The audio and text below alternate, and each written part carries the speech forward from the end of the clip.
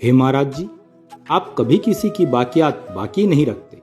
सब कुछ आपका होते हुए भी अगर किसी से कुछ लिया है माध्यम रूप में, ब्रह्मांड की प्रत्येक वस्तु आपकी है, ब्रह्मांड ही आपका है, पर किसी के द्वारा अर्थात किसी को माध्यम बना के कोई भी चीज आप तक पहुंची है तो भी आप उसका फल देते ही देते हो।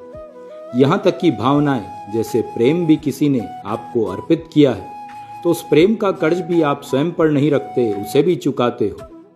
यही कारण है कि केवट जैसे चतुर भक्त आपको बांधकर आपको पा जाते हैं, पर मुझ में ना तो इतने भाव है नाथ कि आपको बांध सकूं, ना ही इतना प्रेम है कि आपको पा सकूं।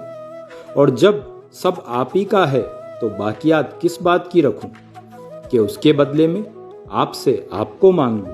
पर मन बहुत है नाथ कि आपको पा जाऊं, आपसे मिल जाऊं, आपका दास बन जाऊं, आपके दासों की श्रेणी में शामिल हो जाऊं। मंजिल का पता है रघुवर, पर रास्ता तरीका नहीं ज्ञात कि कैसे इस मंजिल को पाऊं। प्रेम का भाव कोई आपको अर्पण करे तो आप स्वयं को सौंप के ही कर्ज उतारते हो, पर उतारते हो। मेरा तो बस आपको पाने का भाव है, इसी से प्रसन्न हो जाओ नाथ।